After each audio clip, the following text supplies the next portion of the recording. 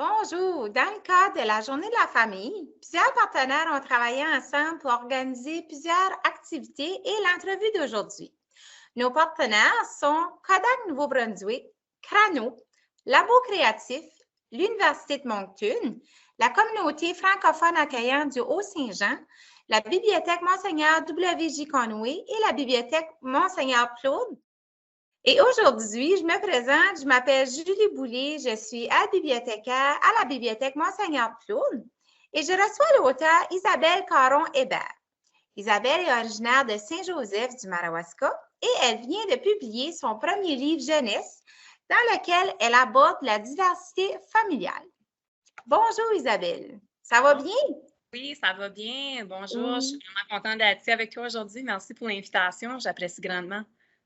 Ça fait plaisir. Puis, tu viens tout juste de publier ton premier livre jeunesse et grâce à la technologie, on a la chance de te recevoir à partir de chez toi de Yellowknife. Exactement, c'est pas le fun. Est-ce que tu aimerais nous parler un petit peu de la thématique de ton livre? Oui, ben c'est ça. Mon livre est intitulé Le plus beau des cadeaux, une histoire de don de sperme. Il est également disponible en anglais. Il a été traduit. Mon livre, c'est un livre jeunesse qui est basé sur une histoire vraie qui implique ma famille et une famille de la communauté LGBTQ2+. C'est un livre qui parle de diversité familiale. Il explique en des termes vraiment simples comment est-ce que les bébés sont conçus et aide les enfants à comprendre le concept de donneur. Tout au long de l'histoire dans mon livre, on voit vraiment le questionnement d'un enfant qui demande à sa maman pourquoi qu'elle n'a pas deux mamans, comme sa meilleure amie, et comment les deux mamans de son amie ont pu avoir un enfant s'il n'y avait pas de papa. Donc, dans l'histoire, on suit vraiment une conversation de maman qui explique à sa petite fille, dans le fond, comment sa meilleure amie, qui a deux mamans, a été conçue à l'aide d'un donneur. Alors, mon livre, comme que le titre le laisse sous-entendre, c'est une histoire de don de spermatozoïdes et il parle du fait que les familles ont accès à des différentes méthodes pour concevoir des enfants, mais il parle avant tout d'un lien d'amitié entre deux petites filles provenant de deux familles différentes, dont l'une d'entre elles a été conçue à l'aide d'un donneur. Et mon livre porte le message que peu importe comment un enfant a été conçu ou comment ta famille est constituée, ce qui compte vraiment, c'est l'amour et les moments que nous partageons ensemble avec nos enfants puis nos proches. Est-ce que cela a été facile de vulgariser ce sujet-là aux jeunes enfants? Je dirais que pour moi, oui, parce que l'histoire, justement, a été inspirée d'une conversation que j'ai eue avec ma petite fille à ce sujet-là. Pour justement adresser les différents sujets traités dans mon livre, du fait que c'est un sujet qui est très proche pour moi et ma famille parce que mon conjoint, mon mari, dans le fond, a été un donneur de spermatozoïdes pour un couple féminin de la communauté LGBTQ qui sont des très bonnes amies depuis fort longtemps. Les 4 parents, on est tous originaires de la région du Nouveau-Brunswick. Une des mamans et moi, nous avons même été à l'école polyvalente ensemble. Ça fait au-dessus de 20 ans d'amitié qu'on a ensemble. Vu que c'était un sujet qui était près de notre famille, puis que c'était quelque chose que du début, on était tous sur la même longueur d'onde, qu'on voulait en parler ouvertement, on ne voulait pas qu'il y ait de secrets, de tabous, de stigmatisation. J'ai eu beaucoup d'opportunités d'avoir des conversations avec ma fille là-dessus et j'ai appris avec essai et erreur. Donc, ma fille a 6 ans en ce moment, c'est depuis qu'elle est au monde que j'en parle avec elle ouvertement. Donc, vraiment, au travers de ces conversations-là, j'ai pu raffiner le langage que je voulais utiliser puis comment est-ce que je voulais aider les parents à aborder les différents sujets traités dans mon livre d'une façon qui était quand même assez facile et léger. Je trouvais qu'il était important d'utiliser les vrais termes pour les parents qui vont lire cette histoire-là avec leurs enfants. Ils vont s'apercevoir que j'utilise les termes comme spermatozoïde, ovule, concevoir. Pour moi, c'était important parce que je trouve qu'il n'est jamais trop tôt pour apprendre aux enfants les vrais termes. Puis je voulais aussi qu'il n'y ait pas de tabou relié à ça. Mais j'ai pris la décision d'aussi comparer ces termes-là à des concepts visuels que les enfants connaissent déjà. Donc, tu vois dans l'histoire, à un moment donné, j'explique que pour concevoir un enfant, ça prend un spermatozoïde qui vient habituellement d'un homme et que ça prend un ovule qui vient d'une femme. Puis je compare le spermatozoïde à un petit poisson, puis je compare un ovule à un œuf spécial. Donc, les enfants peuvent dans le fond, conceptualiser ces nouveaux termes-là avec des choses qu'ils connaissent déjà. Isabelle, j'ai beaucoup aimé les illustrations dans ton livre. Est-ce que tu peux nous parler des illustrations et qu'est-ce qu'elles représentent pour toi? Oui, ben c'était vraiment important pour moi de justement développer des illustrations originales qui avaient inspiré par les paysages du Nord canadien. Comme tu l'as mentionné plus tôt dans l'entrevue, j'habite présentement la région de Yellowknife au territoire du Nord-Ouest. C'est ici que ma petite fille est venue au monde. Puis c'est également ici que la famille, l'autre famille qui est impliquée dans mon histoire habite et que leur petite fille est venue au monde. Donc, c'était important pour moi de créer des illustrations où ce que nos petites filles allaient pouvoir se reconnaître.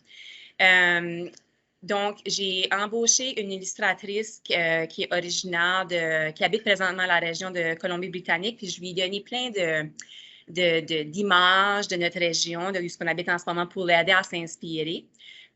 Donc, pour les familles qui vont lire l'histoire, ils vont voir des illustrations avec des aurores boréales, avec des animaux de l'Arctique. On voit des familles diverses pratiquer des activités hivernales de toutes sortes. Donc, toutes les illustrations sont vraiment inspirées par des paysages nordiques.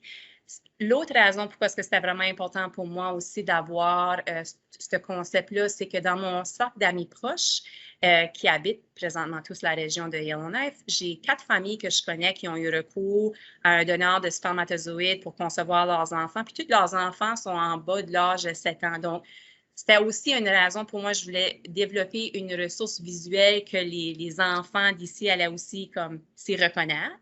Mais je trouve que pour n'importe quelle famille, n'importe où dans le monde ou dans le Canada, ils vont trouver ça, selon moi, le visuel vraiment beau parce que ça aide les enfants aussi à découvrir le Nord canadien au travers des images. Oui. Puis, où est-ce que les gens peuvent se procurer ton beau livre? Où sont tes points de vente?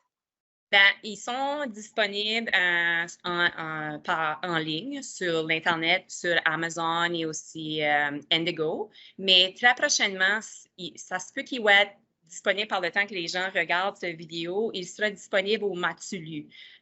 Donc, si les gens sont intéressés de l'acheter localement, moi, je sais que j'aime beaucoup supporter les entreprises locales. Je vous encourage fortement d'appeler Matulu ou d'aller voir Matulu pour vous en procurer une copie localement. Mais si ce n'est pas possible, il est disponible en ligne sur Amazon puis Indigo.